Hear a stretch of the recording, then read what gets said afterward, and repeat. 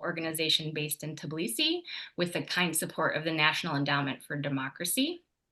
For those of you who don't know me, I'm Laura Linderman, Senior Fellow at the Atlantic Council's Eurasia Center. Just a few notes before we get started. This event is on the record and being recorded. We're also being streamed on YouTube. So you're welcome to share content from the event on the social media platform of your choice. You can also follow the Democratic Security Institute on social media for updated events and to join the mailing list. Our panelists will each provide brief remarks, and then we're going to move to a moderated Q&A. So please submit your written questions in the Zoom chat at any time. If you have a particular panelist you'd like to address your question to, please put their name in the chat box and also introduce yourself so we know who you are in the chat as well. Everyone here has been muted so that we can make sure we have a good audio for the event. So today, I think, as all of you know, we find ourselves at a critical juncture in the history of Georgia, a nation that has been a beacon of democracy in the region. Recent events have raised serious concerns about the future of this democracy, where the ruling Georgian Dream Party has passed a new foreign influence bill. This bill, which mimics Russia's infamous 2012 law, would require any NGO, non-governmental organization, or media organization receiving foreign funding to register as a foreign agent, hindering their ability to function. The country has been shaken by a wave of protests in response to this legislation. We've seen more than a month of protests. As you all know, Georgia recently managed to secure EU candidate status based on its promise to commit to upholding democratic values and supporting media and civil society freedoms. And this bill, as the EU has said, threatens that Western-looking foreign policy course. And that Western-looking foreign policy course has been supported by over 80% of the population. We now see the country in a deadlock, with neither the protest movement nor the government seemingly willing to back down. So with that introduction, please join me in welcoming our distinguished guest to talk about this inflection point in Georgian history. I have the privilege to introduce Lincoln Mitchell, former country director of National Democratic Institute in Georgia, current professor of political science at Columbia University, and writer for the popular Substack Kibitzing with Lincoln. We have Marika Mikiashvili, a party activist on the front lines of the opposition and protest movement from the group Droa, or Its Time. We have Medea Turashvili, independent analyst and Eurasia Democratic Security Fellow. And finally, Alexander Scrivener, who's the executive director here at Democratic Security Institute. So I'm going to turn the panel over to each of our experts to give very short remarks. So first, Lincoln, could you please set the stage for us and place these protests in the historical context? How do you view the international community's role? And what steps can or might be taken to ensure Georgia's EU aspirations and foreign policy preference are preserved? Well, thank you, Laura, for that introduction. Thank you to DSI, to Diana, to Alec for putting this event together. I've been working in and around Georgia now for over 20 years and continue to follow it very closely. So I really appreciate these opportunities to discuss some of these things and hopefully bring some perspective as well. To me, when I think of the events in Georgia right now at the moment, a couple things come to mind right away. I can't help but thinking in terms of cycles and the cycles that have dominated Georgian politics since becoming independent from the Soviet Union. And very briefly, this is a cycle of democratic breakthrough, followed by democratic backsliding, followed by semi-authoritarian consolidation, followed by regimes, followed by democratic breakthrough. And the challenge, the big picture challenge facing the Georgian people and those in countries like my country, as well as European countries, I'm American for those who haven't figured it out, is to help break that cycle. That's the challenge we've faced right at this moment. And I want to add something else here that's very important. I'm going to use very technical language here. The Georgian dream is done. They may be the last to realize it, but they are done. And I want to explain why I believe that. These protests we've seen in Georgia over the last month, and I want to recognize the political and physical courage of these thousands of protesters in the face of very brutal and violent government response. These aren't going to go away. And even if they calm down for a few months, if the Georgian Dream tries to steal an election that they cannot win, they're going to return in force. And many Georgian friends and colleagues, including some of you on this call, I'm sure, have said to me that their fear, and these are Georgians speaking, is a Belarus-type situation, that Georgia becomes like Belarus. And my sense is that won't happen. The Georgian people won't tolerate it, and ultimately the security forces are not going to be that loyal to Bidzina. And I want to get back to that in a second, but I don't have a lot of time, and I want to talk to something Laura very specifically asked, which is about what can we do? What can the US do? What can Europe do? And as far as I can see, there's three very difficult tasks. The first is to provide an off-ramp to the Georgian Dream, not so that they can somehow pass this law or something like that, but so that they don't believe that the options are shoot the demonstrators or go to jail. Because if they believe those are the options, then unfortunately, they may choose the former. So what is the way to say to Bidzina, and remember, Bidzina's wealth is kind of unimaginable to us mortals. Bidzina could lose 90% of his money and still have $600 million, which is more than all of us on this call will make in our lives 10 times combined or something. I'm exaggerating a little bit, maybe. But what is a way you can say to him, your life isn't over if you leave gracefully, but your life will be very, very different if you don't? How do you make that off-ramp? The second thing is, how do we break this cycle? When the Georgian Dream leaves, so very briefly, in 2004, when the Rose Revolution happened, the mistake the West made was to overstate the extent of the democratic breakthrough.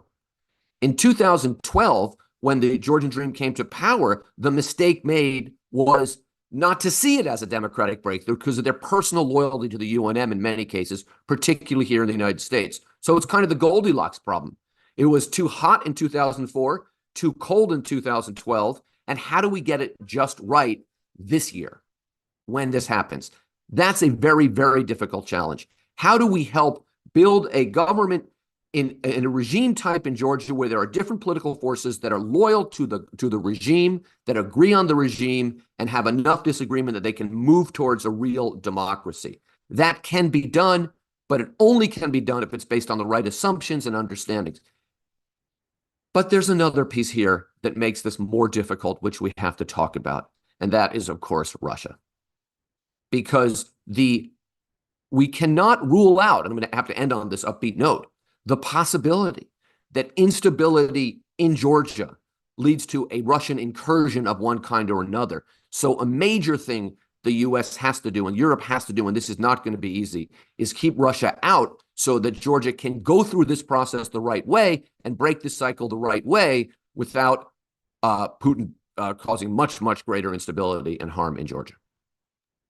Thanks so much, Lincoln. I really appreciate those remarks and starting us off. Georgian Dream is done. Definitely provocative food for thought. And the role of Russia we will come to with panelist number 4, Alexander. But first, I want to sort of zoom in to the protests and talk to Marika Mikiashvili, who has been on the front lines for the past month. Marika, can you give us, especially those of us who are far from Tbilisi, a bit of insight into the public sentiment towards the foreign agent law, towards Georgian Dream? Can you talk to us about how this sentiment is impacting the political landscape in Georgia? What strategies are being considered by this sort of outgrowth protest that is very much apolitical? How is this protest movement considering methods to counteract the bill? And give us a sense of the mood of the protests. What was the feeling before the third passage of the law and now on the other side of it? How many people are there? How are people feeling? Thank you very much. Thank you, Mr. Linderman, Ms. Linderman. Thanks, Democratic Security Institute. Just in general, this protest is very decentralized, very self-organized, which I'm sure you have, everyone of you have observed. I would like to underline that this is breaking the stereotypes of a Georgian, because stereotypically it used to be known that Georgians need a centralized leadership, need a messiah to to protest or even just to go out. And another stereotype was that Georgians, if they don't achieve their objectives within a couple of days, they are just tired, their enthusiasm goes low, and they go home. So it's extremely interesting for me also as a researcher and a lecturer at a university to observe how we are challenging these national stereotypes. And everything that I'm saying now, this really boosts the public belief in our own selves and confidence and so on. Like every single time, every single day, something new happens. People are like, oh my God, we're capable of doing that. That is so cool. So every step of every day of this protest has been like the boost of confidence for us in various different senses. For example, when one of the protest safety blogger and protest efficiency blogger, and he's also a military blogger who analyzes Ukraine really in details, he was arrested, and some evidence was likely planted in his house. So just in a few minutes, hundreds of people gathered in his in his yard, in the yard of the building where he lived. Small things of small demonstrations of solidarity like this is very new to Georgians, and it's great. However, now there's this understanding that after a month of this decentralized, self-organized protest, even though the opposition was very much behind the scenes and fully included in cooperation and to some degree also heading some of the rallies, there's the understanding among the population that now this needs a political channeling, and our position has to be more publicly visible in all this. And by the way, there's a very increasing sentiment that the entire pro-Western opposition has to stand together and has to be together at the elections against the Georgian Dream. That's the prevailing mood of the last 2 days, especially after the third reading. As for the mood, I think it's visible to a degree that it's quite light-spirited and quite festive. It's always been like that. However, there was a period when there were no massive rallies, but the Titushki attacks were really increasing. I think it's around May 7, 8, 9, 10. And in that period, the mood was still victorious, like a belief in victory was still there. But it was most definitely really tense and angry. And after the really big rally on May 11th at the Europe Square, I think when we saw just the sheer numbers of the protesters, it brought a little bit of light-spiritedness back. Now, after the third hearing, the mood is slightly angrier again. However, now there's this now this is a juncture where we need new methods and new steps in this protest. And as I said, it's the public really demands political channeling of the situation. It's said that we need also general strike. But the general strike needs to be organized in a way, like there should be some sectoral groups who would head the general strike. I actually don't know whether that is being managed right now. The student strike is really grand and really unprecedented. And as a last remark, I would like to say that my mother's generation, so the generation who were students during the independence movement in the 80s, they say that this movement can only be compared to that. The difference is that this is much more decentralized as opposed to the very visible leaders of the early 90s Georgia, and that the Gen Z has more free mentality and better humor and more relaxed than that generation of students who were raised in the Soviet Union. Thank you very much. Thanks so much for those remarks, Marika. And I really think it important to highlight sort of the breaking the stereotype piece of the protest, which you really did well in your remarks, and important to see sort of these protests in the historical context, and try our best to place them there within where we are right now without having the sort of gift of being able to look back historically. So Medea, I will now turn it over to you. We've heard a lot about the mood of the protests and sort of certain strategies being considered by this very diffuse protest movement to what sort of, and Lincoln also mentioned this, but what potential exits do you see from the current crisis? What are the risks for Georgia if the deadlock continues? How can these risks be mitigated? What off-ramps might be possible? I will turn it over to you. Thank you.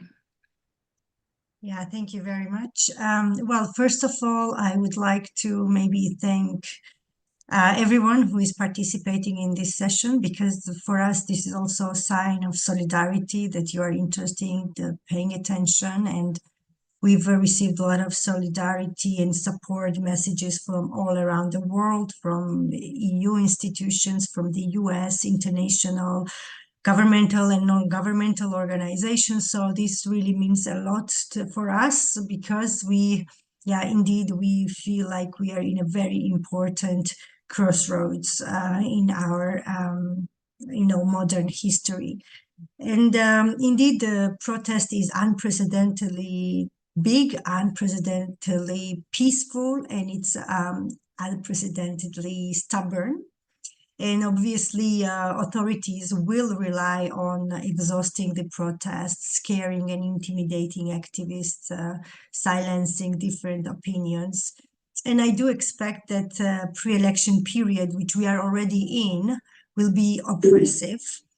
Yet I believe that not the law itself, but the October election is a real milestone, which can only mitigate the risk, which can not only mitigate the risk, but also take Georgia to the new level of democratic reforms.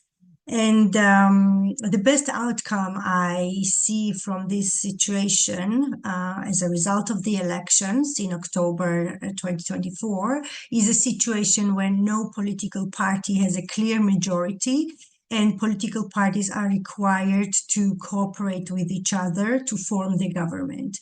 And this kind of coalition government, which is quite common practice in Europe, right, will ensure that there is no concentration of power in one hand. And more importantly, the coalition work means consensus building, compromises, dialogue, depolarization, checks and balances, things that are so vital for Georgia's development, democratization, and European integration. So against these protests on the background, I think that pro-Western opposition should wisely use this momentum. And while social groups will continue and should continue the protest, political parties should begin developing strategies for guiding the country through the election process and planning for their election for their actions after the elections. Citizens need clarity and predictability regarding several critical issues, whether opposition parties can collaborate to form the coalition government after the elections, the steps that they will take to return to the reform agenda and initiate EU accession talks, who is responsible for what, etc., etc. So coordination and cooperation of pro-Western political parties are really needed now, more than ever. And I'm not, of course, suggesting that pro-Western opposition parties should merge into a single party or campaign on a unified platform, but I want to suggest that they should demonstrate the ability to collaborate by agreeing on a plan for the post-election period. And this will require them to reflect very seriously and very deeply on the root causes of public distrust towards them. And we know for sure that the trust against the increased anger and protest in the street, trust towards the political parties, including pro-Western opposition parties, the trust is not very high. So in addition to this, I think that we really need a very extensive long and short-term monitoring efforts, international monitoring missions to ensure that elections are conducted according to international standards. Amid increasing intimidation, attack, and vote buying that we will witness in coming months. So it's really important to have very extensive, comprehensive, long-term observation missions in the country. International one, particularly because it is very likely that local Georgian observation missions will be handicapped by this law, if adopted. And last and not least, I think that Georgian civil society, political parties, all different institutions should really conduct a very extensive campaign to ensure that there is a high voter turnout on the election day. And particularly efforts should be made to mobilize women, youth, and urban voters, because according to various polls, these groups tend to have more democratic and liberal political viewpoints. So this would be some of my ideas on how, we could mitigate risks. Thank you so much, Medea, for that comprehensive overview. I think collaboration amongst political parties is really an important issue that you highlighted, and something that maybe has disappointed voters in the past. So definitely something to keep an eye on. I will now turn it over to Alex. Could you talk, and I know Lincoln briefly mentioned this, and we've heard it somewhat from Medea and Marika as well. What are your thoughts on the similarities and differences between the tactics used by the current Georgian government and those used in the Kremlin or by Putin's Russia? How can civil society in Georgia resist these tactics? Talk to me about how well they may work or do not work in the country.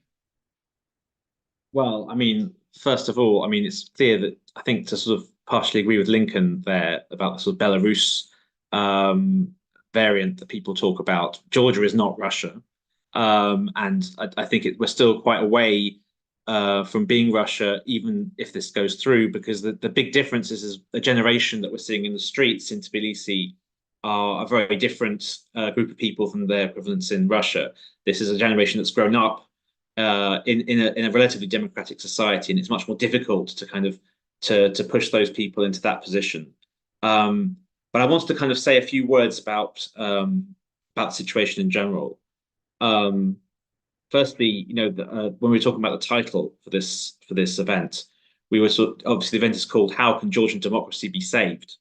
And there was sort of a comment at one point that maybe it's a bit too close to being hyperbole, but actually I don't think it is, because I think, and myself, like Lincoln, I've been watching Georgian politics for a long time. I've seen the Rose Revolution, the 2012 transfer of power, and I've never seen a moment quite like this, where not just the future of Georgian democracy, but the future of Georgia as an independent, a truly independent entity is so much at stake. It feels existential to the country, and I think definitely existential to the people out in the streets at the moment.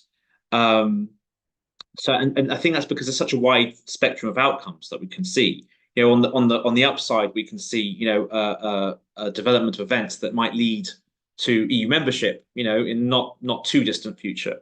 And on the other hand, we could see, as Lincoln said, a train of events that leads to Russian intervention or worse.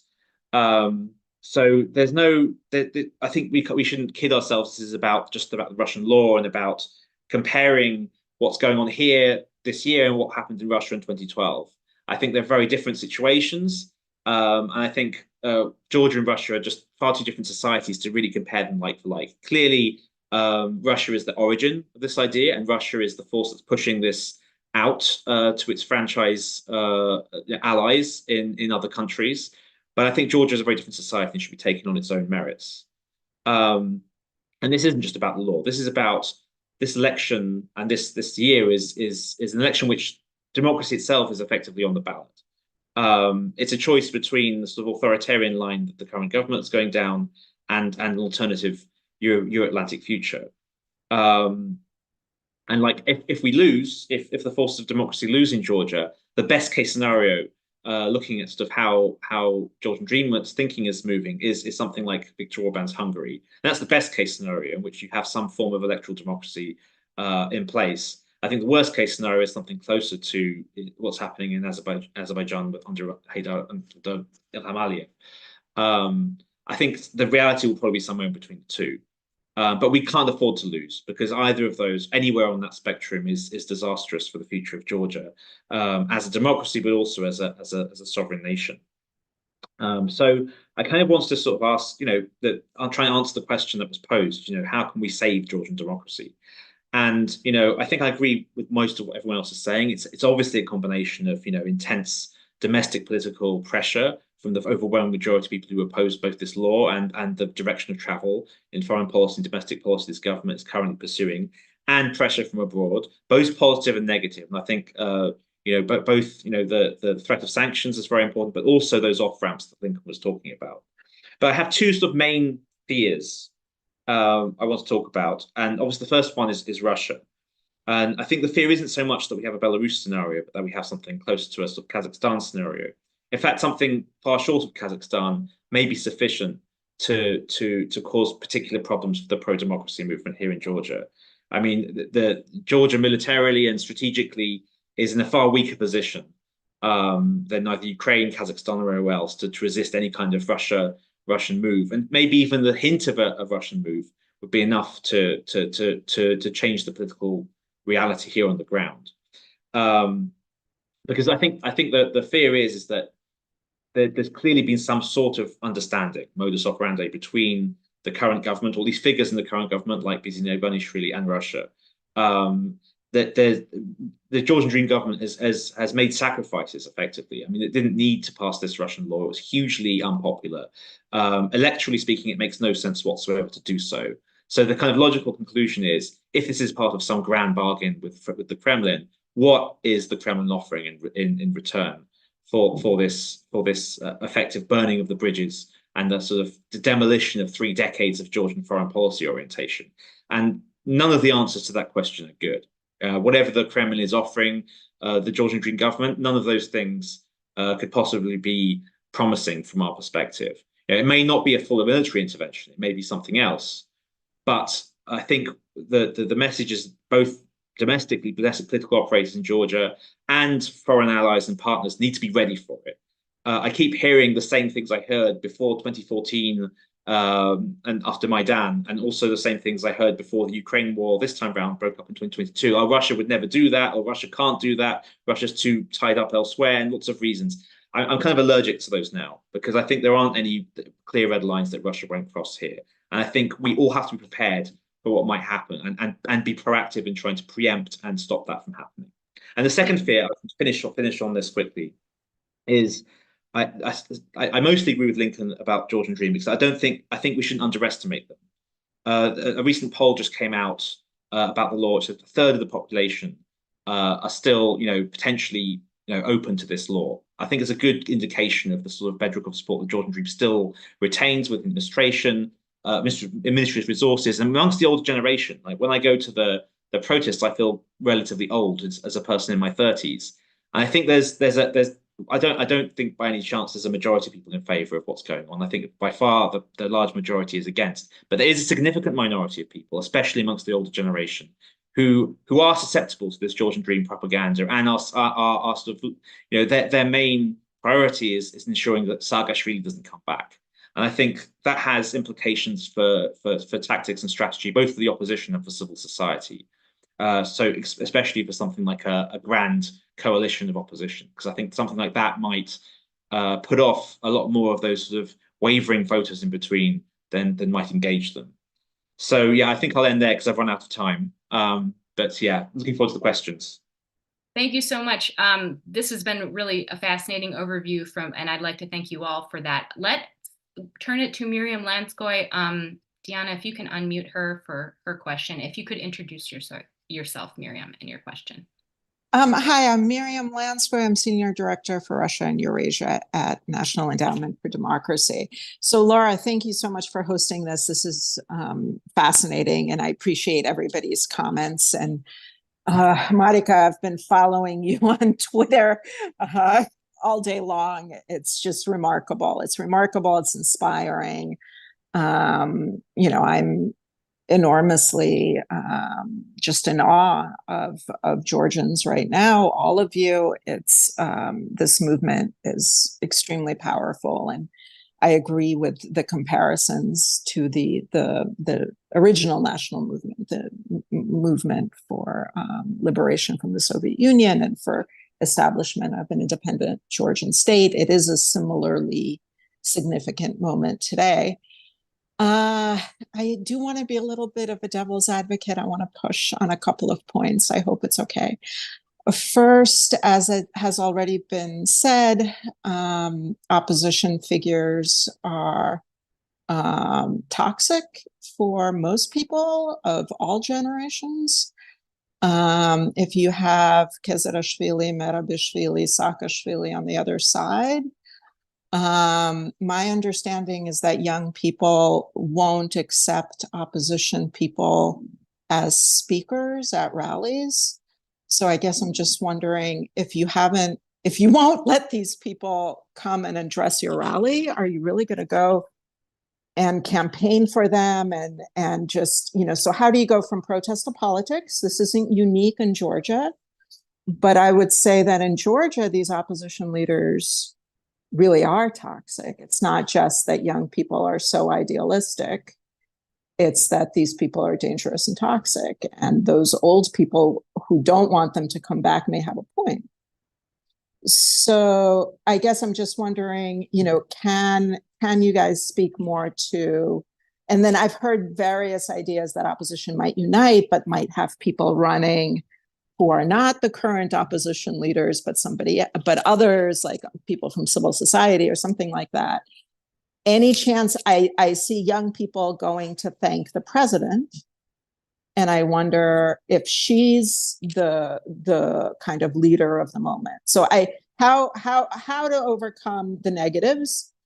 And ultimately, I think it's great that the young people are leading this movement, and I think they should continue. And it may push up completely new faces.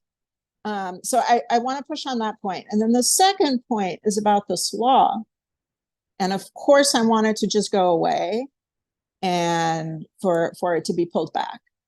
However, if that's not an option, and it seems like our State Department is going to wait for the Venice Commission, is going to have this legalistic approach as opposed to a principled approach. I respect your principled approach. I share it. But if our State Department isn't there and Venice Commission isn't there, and the reality that vote monitoring and all you don't want to throw civil society into an adaptation to this law mode, does it make sense to be negotiating on the provisions to lighten them or make the provisions meaningless so that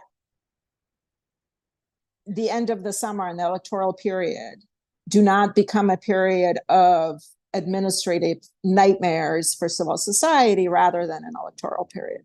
So I'll stop there. Thank you so much, Miriam. So I will turn it over first to Marika here to maybe give us the overview from the opposition Gen Z perspective on how to turn protests into political change at the ballot box, and then we can talk about off ramps. And then I'd also like to remind everyone to go ahead and direct any questions you have in the chat to particular participants, and we will try to get to as many questions as possible that way. So Marika, could you help us a bit with Miriam's first question? Yes, thank you very much. And Ms. Lanskoy, I'm really glad to hear that you're following my Twitter, because I remember you very well from your work, and I teach my students Armenia's Velvet Revolution with your materials. So, and just last week before the strike, before the student strike, we were also comparing what's happening in Georgia with Armenia's, which they had just learned from your materials. So I'm really happy. As for the Yeah, I'm not going to lie. The process of unity of the opposition is going to be harder than I expected even yesterday. However, I still have hope that the overall mood that this is existential will prevail. I can speak only on behalf of my party, Droa. Droa will not be hindering any process of unification. Nothing is a red line other than living under Georgian Dream. So we are fully for cooperation.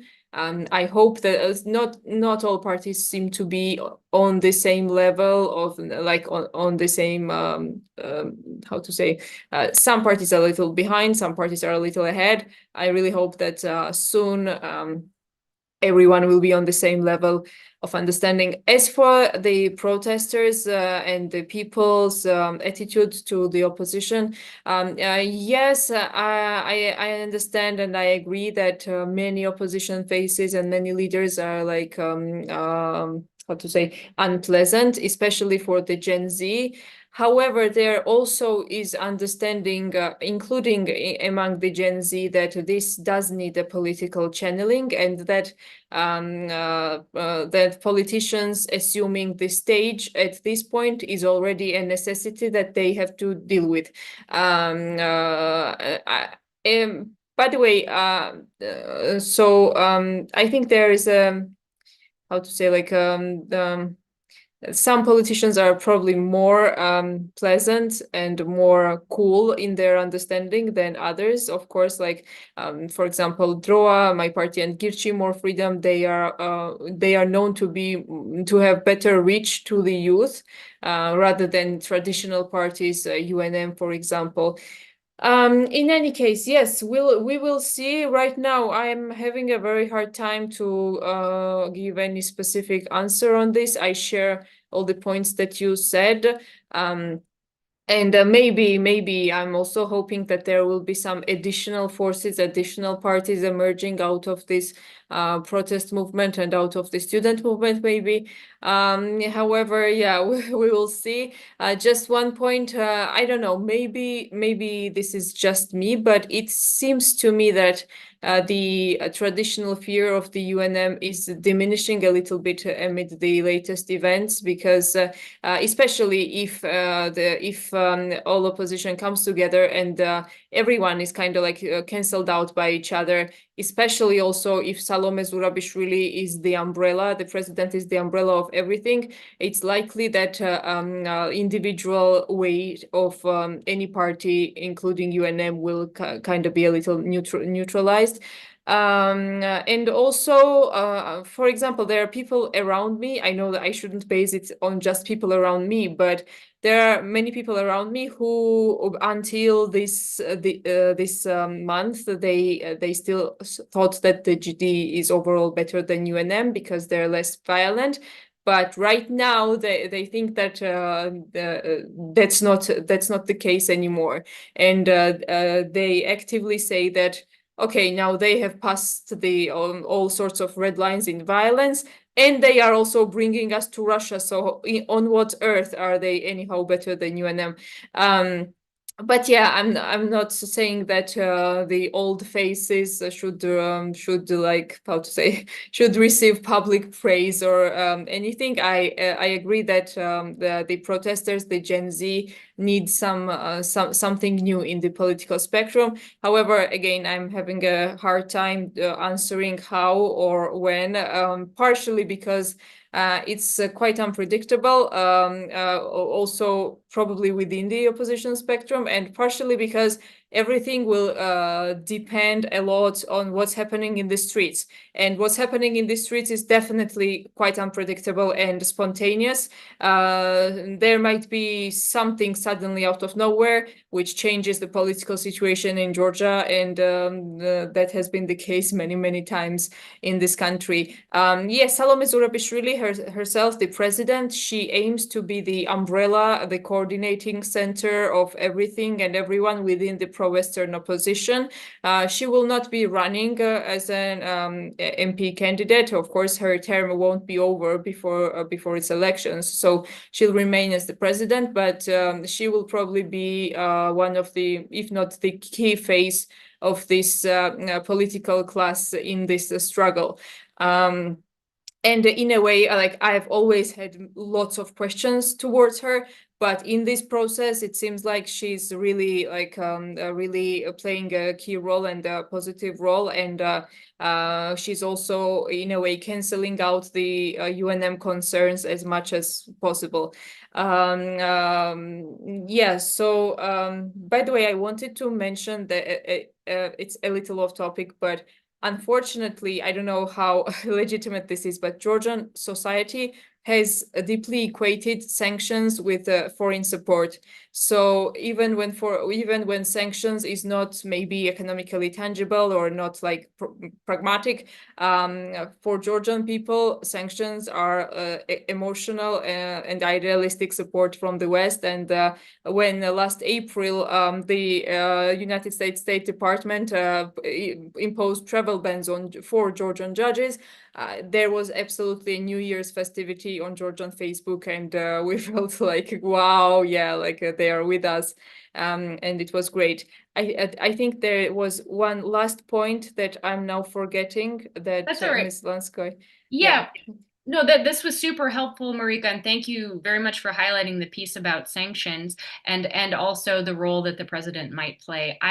So we had several panelists mentioning off ramps, and that it was, I believe, the point 2 from Miriam. So I would like to see Lincoln. Did you have anything you wanted to sort of expand upon related to off ramps, especially as it may be perceived by the current government or Ivanishvili himself? I was going to say something else, but if you want me to speak to off-ramps, I will try. Go ahead. All right, I wanted to respond to Miriam's question because it's great to see you here. But the Rose Revolution and the events of 2012, and I was, I think I know a fair amount about both those events, were politician-led events. They were not civil society events. And they were specifically around one major political figure, Misha in 2003 and 4 and Bidzina in 2012. This is very different.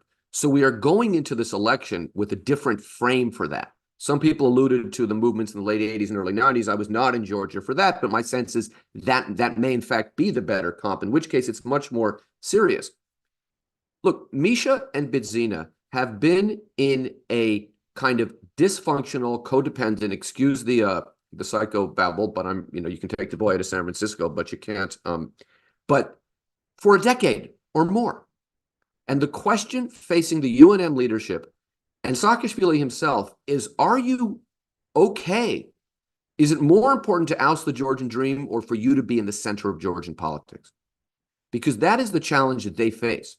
The way you get rid of an authoritarian regime is with an omnibus opposition coalition of the kind Marika was discussing moments ago. And in this case, led by someone who's not really part of it because they're a facilitator rather than the leader.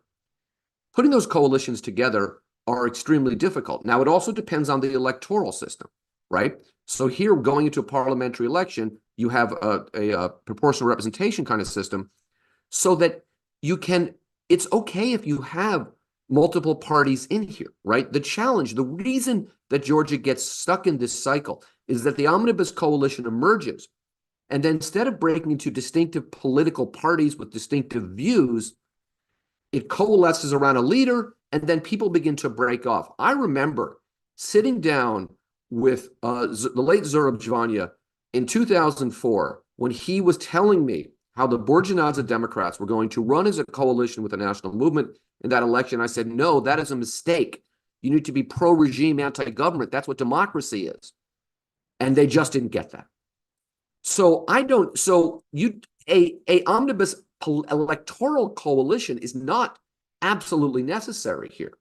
You don't need to run as one bloc against the Georgian Dream bloc because you can form that coalition after the election if, and this is a big if, the election is free and fair. So this is a complication.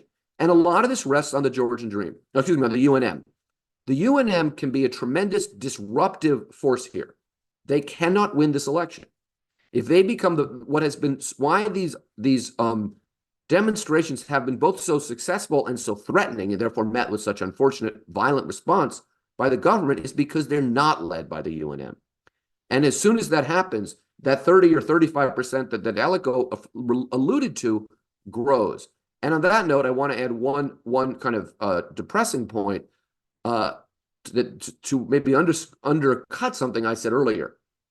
I worked in elections in the United States for a long time before I ever went to Georgia. And whenever someone said to me, we're going to win with the youth vote, that was their way of saying to me they were going to lose. The Georgian electorate, like a New York City primary electorate where I live, is older. And those voters in the villages who are afraid of the Georgian Dream, to use an American term, if the UNM, if the Georgian Dream can wave the bloody flag, the bloody UNM flag, they will be electorally stronger than they seem. And the only way to stop them from doing that is to make sure the UNM, if they have a piece of this, are not front and center. Thanks. Can I just add something to one point? Yeah, I think the UNM concerns, I think that will be taken care of by the opposition. But there's a call, and also by the President Zurabishvili, that this shouldn't be a 4-year long-term government that comes next. There's a call that this should be a 1-year term or maximum 2-year term, that this is just a referendum and this is not normal election. So we will just be implementing the basic reforms for the sake of EU's accession talks. And we will have snap elections very soon to conduct normal elections with just like party programs and everything. Yeah, just want to add that. Thanks. Yeah, thank you. Okay, so I want to give Medea and Alex a chance to respond. And also we have a question here for Andro Atoya, who I want to read for everyone. If you could also maybe respond to his question as well, which is, can you speak towards what possible actions the US can take in light of talks about a shift in US policy towards Georgia? What actions would be unreasonable or reasonable to take in the period between now and October elections? So either Alexander or Medea. Medea, it seems like you're ready to go. Yeah, I could maybe respond on the demonstrations and how to turn things into politics. And yeah, I think it was already mentioned, but I would like to emphasize that these demonstrations are not about support of any political party, but very clearly the demonstration, the protest is about Georgians understanding that the Georgian government is basically sabotaging Georgia's 35 years of struggle of breaking free from Russian interference, right? That what we have been struggling against Russia's destructive influence on our sovereignty, security, territorial integrity, economic and social development. And now when we had this unique opportunity to really free ourselves from a neighbor which is an existential threat to our country, that's when we saw deceitful moves from the Georgian government. So this is what people are angry about, and the protest has only one demand: to withdraw the law, because it is interrupting our EU integration process. And this that also means that the opposition leaders will be booed when they try to take the stage. We have to face it, and opposition politicians have to accept this. And instead of going and trying to take the stage, and instead of going and trying to capitalize on the demonstrations, they should be trying to, work on their programs, telling citizens, how they are going to take the country through the elections, and what is it that they will do after the elections, right? So provide some kind of predictability to the public. Unfortunately, we are we are 4 months before the elections. 4 months is left until the elections, and there is no political campaign going on in the country. None of the opposition parties, I mean, please correct me if I'm wrong, but none of the political parties have started any kind of campaigning. You know, I understand the background, there are protests, but you know, but I feel like the opposition is just waiting and seeing what happens in the streets. You know, that's not a right strategy. That's not a right strategy. Political parties should have their own agenda rather than trying to capitalize on the people's protest. And unfortunately, you know, if it's unfortunate if they don't understand this, then unfortunately, they will lose elections, although there is a very good opportunity for them not to lose elections, and there is a momentum and there is a chance that they really change the situation for this country. Yeah, I'll leave the second question to Aleka. Thank you. Aliko. Yeah, on the first question, very quickly, I mean, I agree with everything that's been said, more or less. I think I'd maybe go even further, actually. I don't think any omnibus coalition should include the UNM. I don't know how I can say this strongly enough. Amongst a large proportion of the Georgian population, they are literally anything but Saakashvili. Like, they almost prefer Putin to Saakashvili. I mean, I've had lots of arguments, people from the older generation who, despite everything, are saying, you mark my words, if you do this, Saakashvili will go back and we'll be seeing like Mikiashvili and Akhalaya and all that stuff coming back. Like the hatred amongst a proportion of the electorate who don't necessarily love Georgian Dream for that government is so entrenched and so deep that I think underestimating it would be a fatal mistake. So yes, I think like UNM obviously exists, and you know they're not going to get under 5%. I don't think there's anything to be lost from them standing separately and everyone else being separate. Because if there's even a sort of a kind of slight smell of UNM emanating from an omnibus coalition, you lose those voters. It's almost like a one drop of ink in a glass of water. Like you don't drink the glass of water, and that's how those people feel. And you know, whether it's right or wrong, I think that's the reality. But I want to concentrate more on.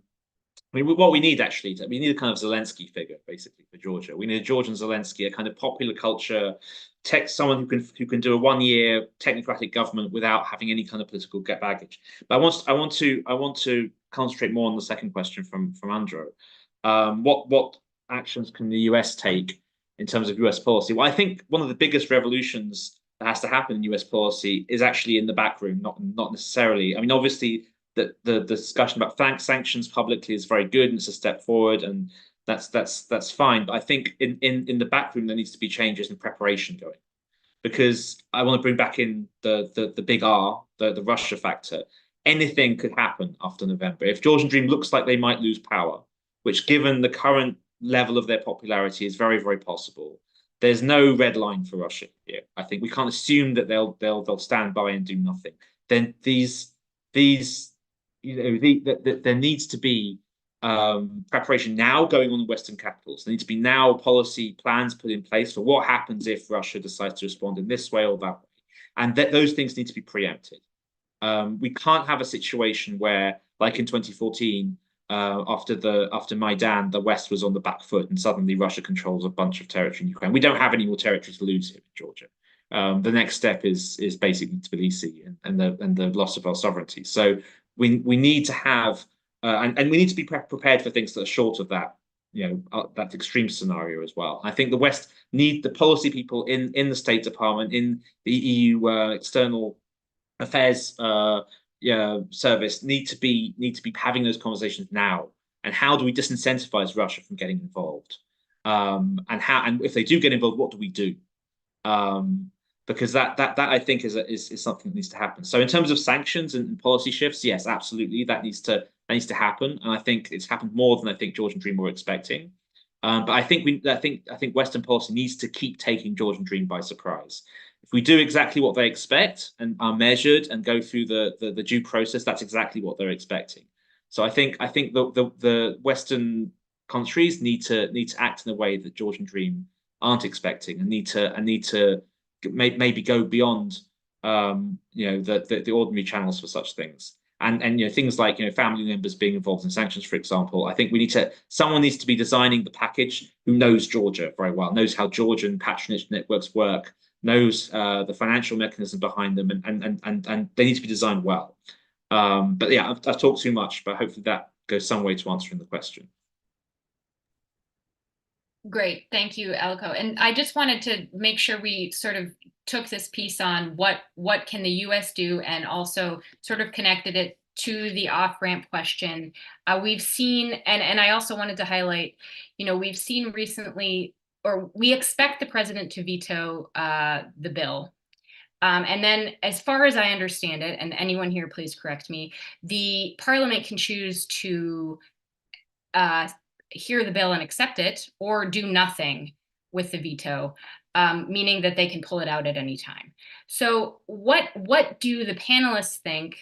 And as far as should the Western partners recommend amendments, as senior Georgian officials called for, to the bill, as a way to sort of show that this is a signal that the government wants to climb down from their strong position? Or is this just a way for the government to confuse this and sort of neutralize this protest movement? So I want to understand first specifically about the bill and recommending amendments, what should be done, and also what are some other potential off-ramps, if any, that could be offered here. So let's see, is anybody dying to answer it first? Yes, please, if it's possible. Okay, Marika and then Lincoln. Yes, well, I personally and the 7 opposition pro-Western parties and the president, they had a very firm position that this law just cannot be beautified and should not be. Okay, first part is it should not be, because entering negotiations and concessions with the Russian regime is like a overall losing strategy. We believe this is our principled position. And yes, this might, this might legitimize the Georgian Dream. We can all imagine how they will use it in their propaganda, that they made the EU accept this law and so on, that they will put it as a complete victory. And this might, yes, of course, lose the momentum for the protests. This might demoralize some of the people, especially that Mikiashvili is seen omnipotent in Georgia. And if the law is somehow softened and the amendments are adopted, many people in Georgia will think that, oh, the softer version is what he wanted in the first place. So he played us all as puppets and escalated just to make the West agree on this softer law, and they will probably lose all sense of victory, which now they do have. I understand that for foreigners, there are no tangible steps of victory yet, but for Georgian people, just to discover that they can do all of this that they are doing, this is already a step, a victory of its own. So that is a should or should not part. But the other part is like, can this law even be beautified or anyhow amended? It's so bad. To what degree are you amending it that it's still the same within the same law frame? Like, I cannot really legally see how it's possible to put this law fully under what is acceptable for the European Union and the United States. Like, are you just like fully changing the text and just leaving the title, the foreign influence, or what? Like, how is it technically possible to make this law anyhow better? But the third issue, so yes, last year the name of this law was foreign agents, and that was also extremely unacceptable for people, because in Georgian language and Georgian dictionary, agent means a spy, and a spy means an enemy of the people, basically, especially from the Soviet legacy. So what they're doing is that they are flipping friends and enemies. If you receive Western money, you are an agent, and so a spy, an enemy of the people. So this is like The West is the enemy, and you receiving Western money is the enemy. They're flipping friends and enemies. In Georgian understanding, I'm sure all of you know, the West is not a colonizer who is imposing their power on us. But that is what the GD says, and that is what the GD implies by this very term foreign influence, because we don't see it as a hostile and foreign. So I don't know, like but if they do adopt this law in some sort of softer sense, as I said, some of the people can get quite demoralized because they will think that this is what Bidzina wanted in the first place and none of our struggles mattered at all.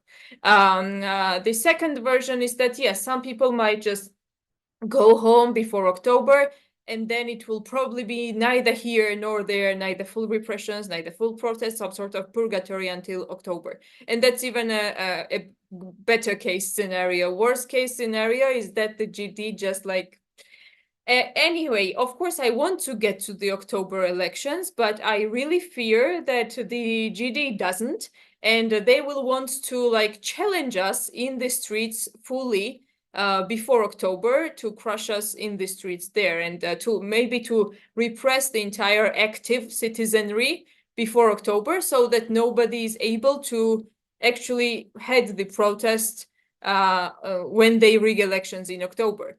Because the elections have been manipulated before heavily, and there's no indication that this will be anyhow better. And I think the West needs to have GD under a magnifying glass, like all the time, every day before elections. One of the key issues is Georgian voters abroad. And because not many Georgian voters abroad have the polling stations accessible. And up to 800,000 citizens are abroad. And they might be a decisive factor in changing the government, but the GD will not open stations for them, and I think that should also be pushed for. I think it was the NDI pre-election observation team that put this as a recommendation, a condition that the polling stations be adequately represented abroad. Sorry for speaking this much, and thank you. Thank you, Marika. Lincoln. I largely agree with Marika. I would make a couple points. When we speak about off-ramps, we should be speaking about off-ramps for this government to get out of power, not for off-ramps to make this bill look better. Even if, as Marika kind of suggested, they gutted the bill so much that it was nothing, and then it passed and it was nothing, they'd still be back proposing something similar 3 months, 6 months, 9 months down the line.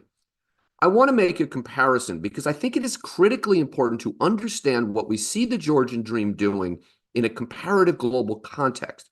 And I'm going back to the previous prime minister speaking at a CPAC conference in Hungary, where he cast his lot with the kind of transnational populist fascist movement led by people like Orban, other political figures, Putin, obviously, our former president, and others. And I'm reminded, and I want to think about a country that's not in the news much these days, but that is important to me, and that's Israel. And in the summer and fall and spring of 2023, before the horrific attack of October 7th, there were widespread demonstrations in Israel. And the bill that they were protesting was known as the Judicial Reform Bill. But if you follow Israel closely, if you read the Israeli media, you pay attention, you have family there, whatever it might be, you know that it was much more than that. You know that it was really part of a fight for the soul, to use Joe Biden's kind of language, for the soul of that country. And that's what I see going on in Georgia today. I see a government that wants to cast its lot with that transnational populist or fascist movement, who wants to appeal to the same electorate that is part of the MAGA movement, that keeps people like Modi in power in India, Orban in Hungary, Netanyahu in Israel. And that is older, less educated, socially conservative, more religious, depending, of course, this is a Christian country, but it could be a Muslim or a Hindu or Jewish country, it doesn't matter. And then there are people, and I look at the people on the streets, and stop me if I'm wrong, who want to move Georgia to becoming a modern European country with all of the values that that entails. And the Georgian Dream, after being an omnibus, to use my phrase again, unfortunately, coalition that came to power in 2012, with elements in that coalition who support and are aligned with the people on the street, moved away from that cut its liberal part off and has become a populist party in that kind of vein. So this bill, while it is a terrible bill, and I really don't want it to get signed into law, is kind of the tip of a larger iceberg. And therefore, addressing this, like, yeah, it's great if the bill doesn't become law, but the bigger challenge is how do you get rid of a party that has cast its lot with the movement, and not only that, but as a minority movement in Georgia, doesn't have, I think it has a large minority and a powerful minority, but not a majority, and will now, everything I know about Georgia tells me, commit election fraud rather than leave power.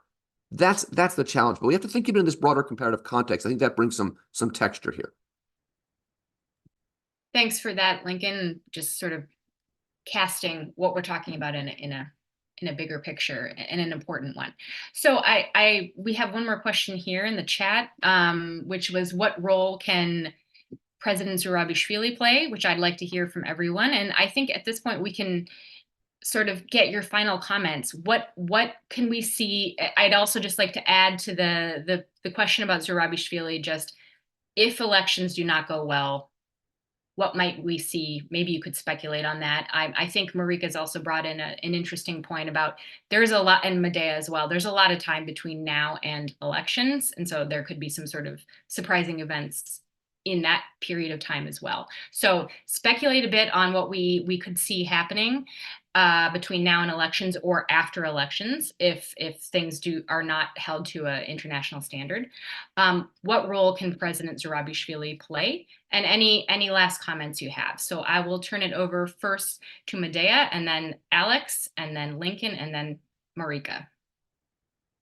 Medea. Yeah, thank you. Well, I frankly don't know what role can President play beyond of what she's already doing, like coordinating somehow.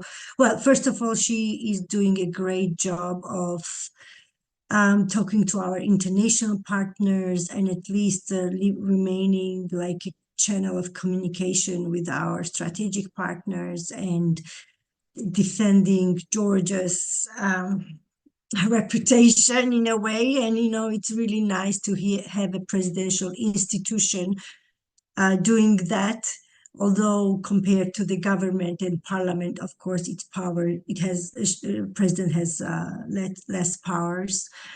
So I don't know. I mean, she obviously will not well, at least she hasn't expressed a willingness to resign from her position in order to run for the election. So she will not do it.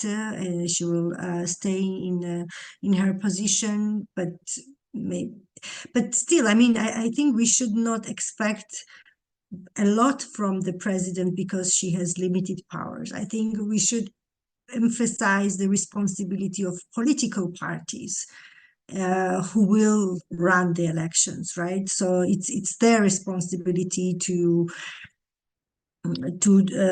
think strategically what to do about the elections, what to do after elections, how to talk to each other, how to find ways to each other. Yeah, if we are talking about the UNM, then at least UNM should commit that it will not have security portfolio, and it will not fight for security portfolio, in the coalition government if it happens. So, I mean, we need more clarity from pro-Western opposition parties about their plans. But I don't know. I mean, I have a lot of fears. Aleko was also talking about his fears, and I also have a lot of fears after the elections. If elections are, if there is a perception among the population that the elections are falsified, we really need very straightforward and a very extensive election monitoring mission.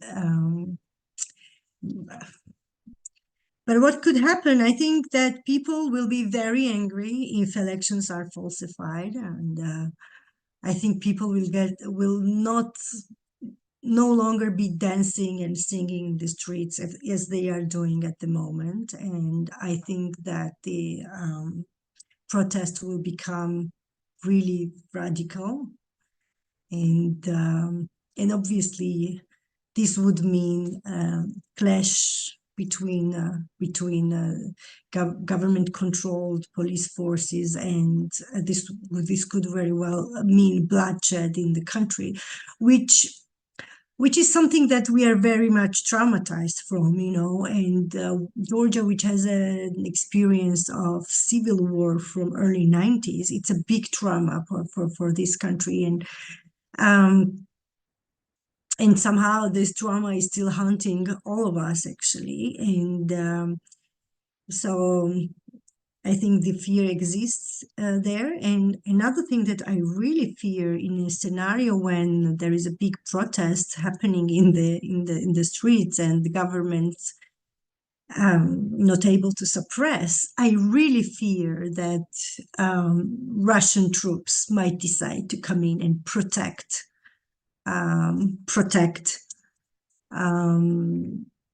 their preferred political party in the country. And this would be the worst scenario for this country ever. So, well, I mean, if we are to speculate, please, that's my speculation. And, I think keeping this scenario in mind, that we have Russian troops gazing in the streets of Tbilisi, keeping this kind of scenario in mind, the political parties should take more responsibility. I mean, the opposition, pro-Western opposition political parties. And it's really a detrimental moment. And then maybe final thing that I want to say is the developments in Georgia and elections in Georgia are not happening in isolation of what is happening in the region or in the world, right? The elections in the US, the elections in the European Union will have its impact on the developments here on the ground.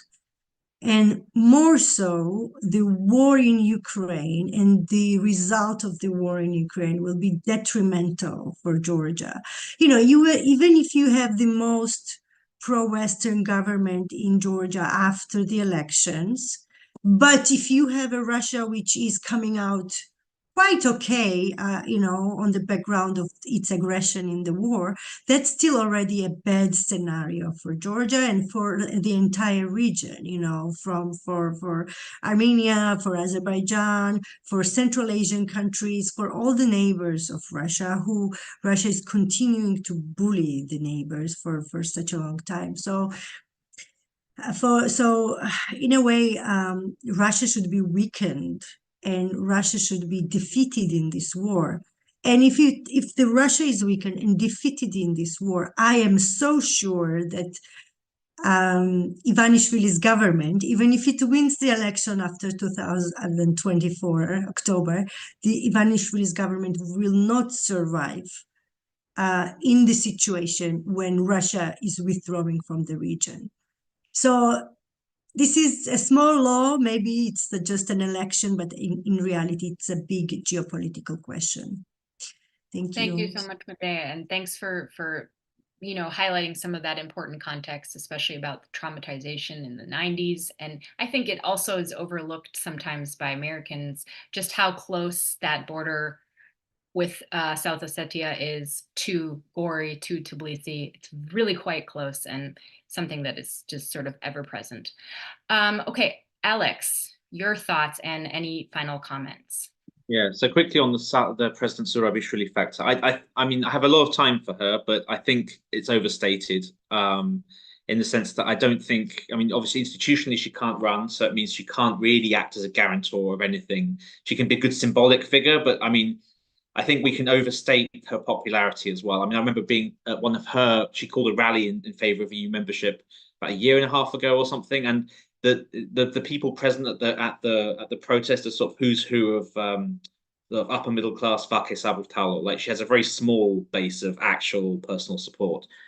She's not as hated, obviously, as some other people in Georgian politics, but she's she's not hugely sort of popular in the sense that that people might hope. I think. So I think yeah, she has a role to play. And I think what she's doing now is great. I think being the kind of standard bearer for kind of being the last sort of political institution, state institution that's still sort of pursuing Georgian national interest and democracy is positive and very, very helpful. But I think we can overstate her role a little bit. I think she's helpful, but I don't think Salome is the answer to all of our issues. Then more generally, in terms of the elections and how things go, I mean, I think we all share this feeling here that elections are not going to be free and fair to the extent to which we would like to see. The government doesn't look like a government that is about to hand over power and congratulate the opposition on its victory and go home and drink a cup of tea. That doesn't sound like the sort of ending that looks realistic at the moment, given current rhetoric and the current direction of travel. So I think the key here is that the electoral monitors, who will be myriad here on the ground, hopefully, when it comes to October, will be very clear in their opinions when it happens. If the election is falsified in any way, they need to say so. There can't be any of the sort of progress towards international electoral standards has been slow this year. It can't be anything like that. It has to be very, very unambiguous, a sort of yes or no almost. And I know that's not really in the DNA of a lot of observer organizations, but it has to be for this election. It has to be very clear. Did the elections, more or less reflect the will of the people or not? If the answer is no, then other things need to happen. And yeah, I think a lot of the sort of faith in street protest comes from Georgian history. Historically in Georgia, street protest works, even under the Georgian Dream. Last year this law was defeated once. And plenty of times over the last 20, 30 years. If you can fill Rustaveli, you usually get your way. I don't think we can rely on that as a guide to the future here. And because I don't just have Georgian political experience. I think if you look at Western political experience, running on what Lincoln was saying just now, I've also been a millennial in the West, and I know that every political battle and every protest movement, more or less in the West, that has mostly relied on the youth, has lost.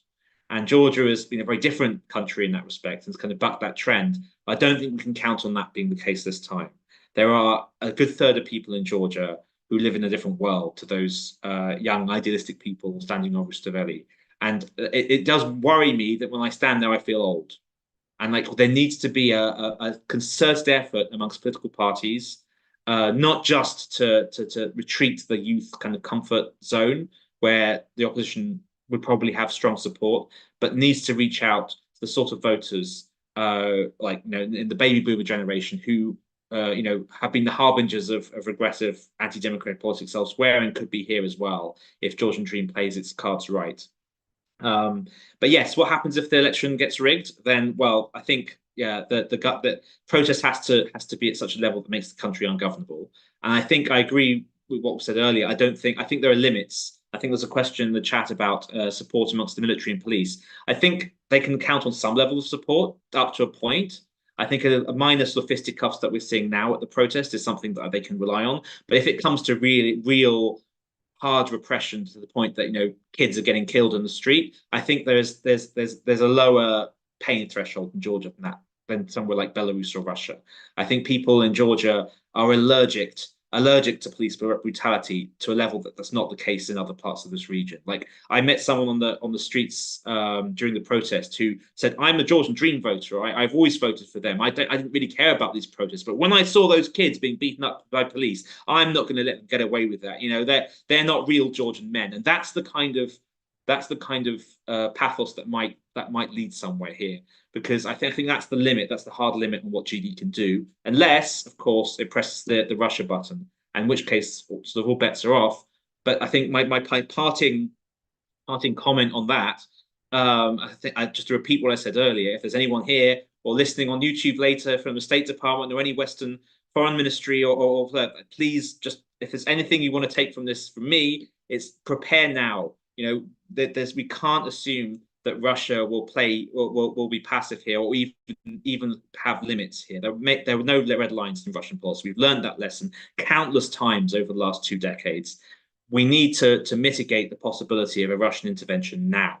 and have plans in place now. Like if it means that there has to be a NATO-Georgia military drill happening at the same time of the election to disincentivize an incursion, then so be it. I mean, I suspect that Georgia wouldn't actually agree to that at the moment. But like, even if it's a Turkish-Georgian contingent of something that happens to be training Georgian forces in Gori base on the day, anything like that, these are the policy options that need to be on the table. We need to disincentivize a Russian intervention because that destroys everything that we're fighting.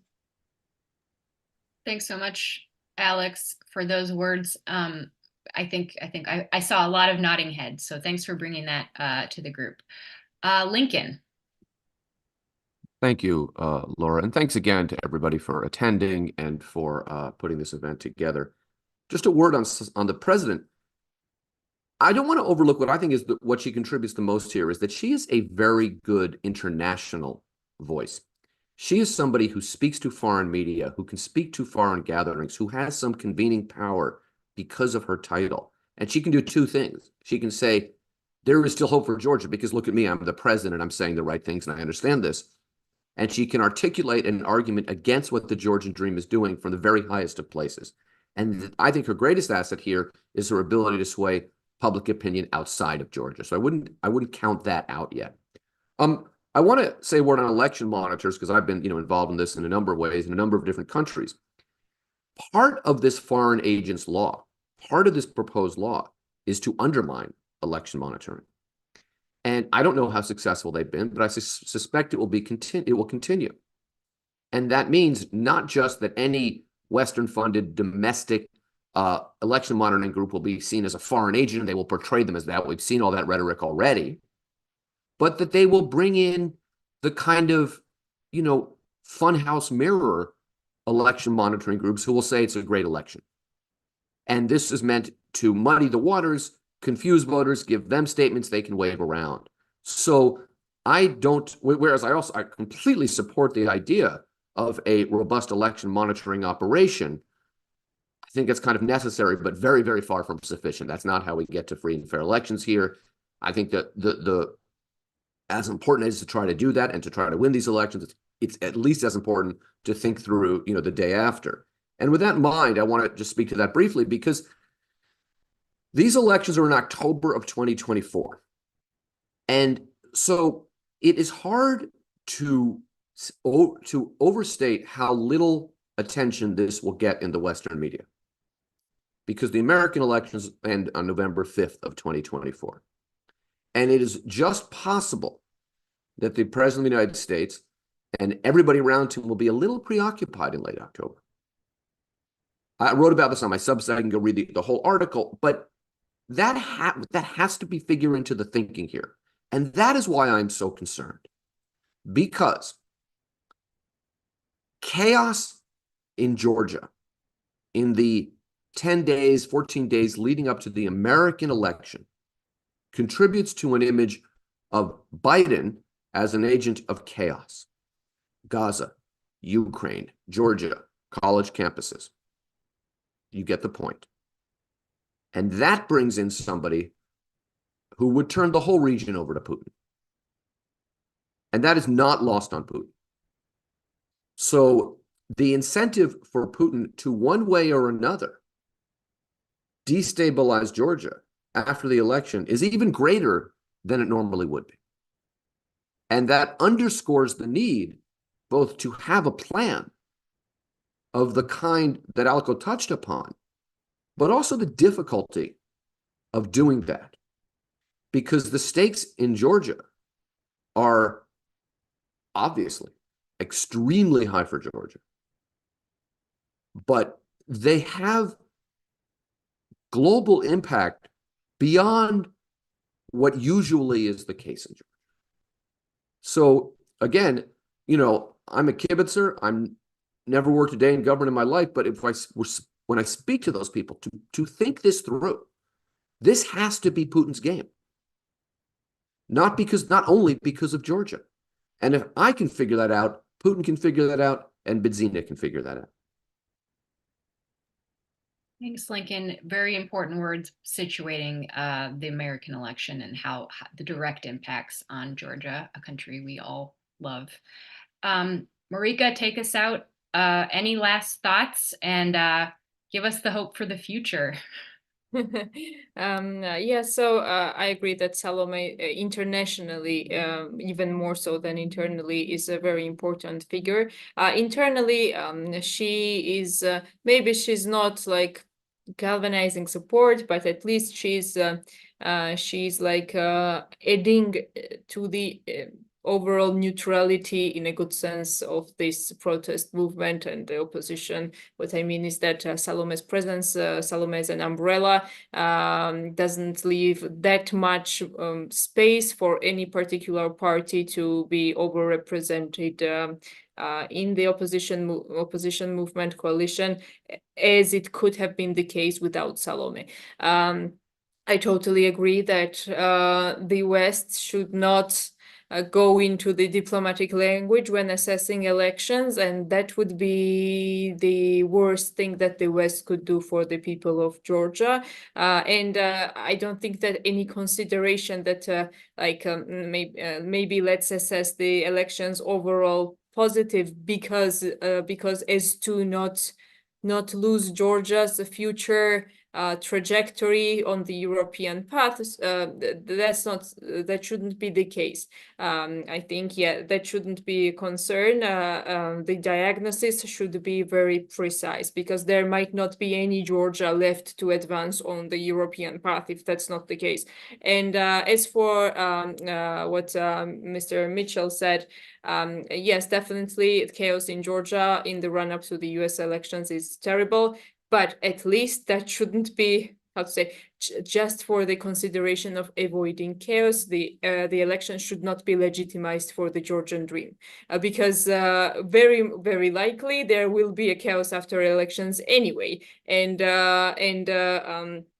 it will be even worse for the mood and overall attitude of the people of Georgia if the rigged elections are legitimized for the Georgian Dream. We should concentrate our efforts on disabling the GD from all the electoral manipulations months before the election day, rather than like concentrating on the election day alone.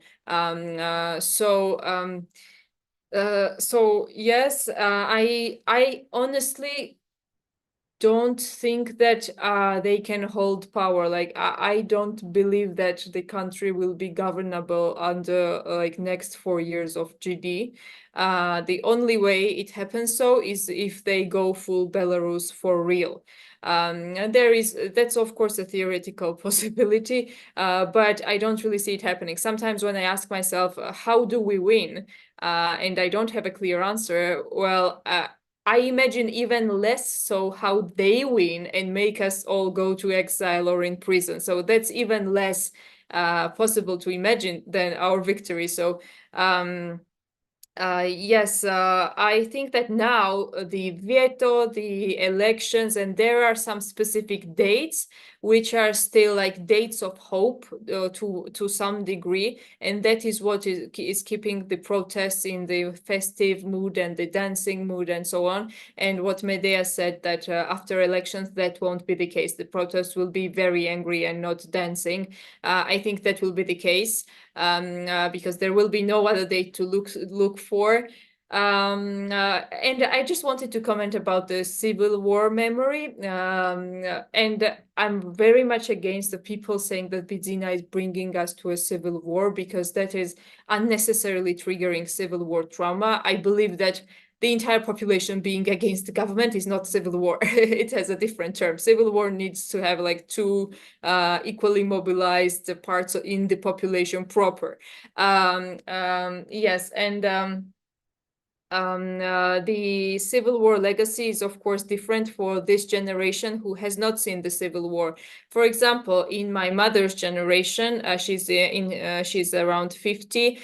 They have this very, very bad experience of social ostracization of people. For example, when there are calls on the GDMPs not to be invited at birthday parties and let's not say hello to them anymore, or so on. Last year, during the Russian law protest, many from my mother's generation, they were afraid of this ostracization, if I'm pronouncing it right, of the GDMPs, because they were like, no, this is something that leads to the to civil war, and us having supras and the feasts together and everyone liking everyone's Facebook story is what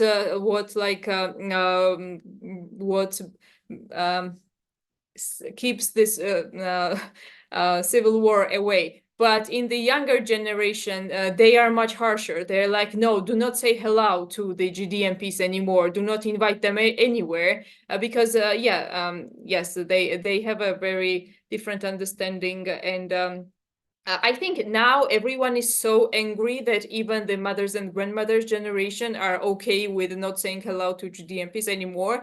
But I just wanted to make a contrast with the young generation. So overall, I do not think how they could hold power. I believe firmly in victory. It's just at what costs we will have to achieve that victory, and what the GD will put what cost the GD will put on all of this. Otherwise, yes, I really do believe that this mood is not something that will go away, even if people go home for a few months. Any time something happens in the country, even a little bit triggering, this will be triggered again, and it's a point of no return for the Georgian Dream. And I don't know how they rely on the governability of this country any longer. And I agree with all other panelists about the election monitoring, and also about Aleko underlining that now should be the time when we are drafting strategies on how to physically protect Georgia, if that's what it takes. Yeah, thank you very much. Thank you so much. Yeah, thank you so much to all our panelists. This has been a really enlightening discussion, and I think we've heard a lot of commentary, food for thought. This will be available on YouTube afterwards. If you'd like to review, feel free, and please do share any pieces of the conversation to your social networks, and follow the Democratic Security Institute on the social media platform of your choice. So thank you very much to our esteemed speakers and to all of our participants.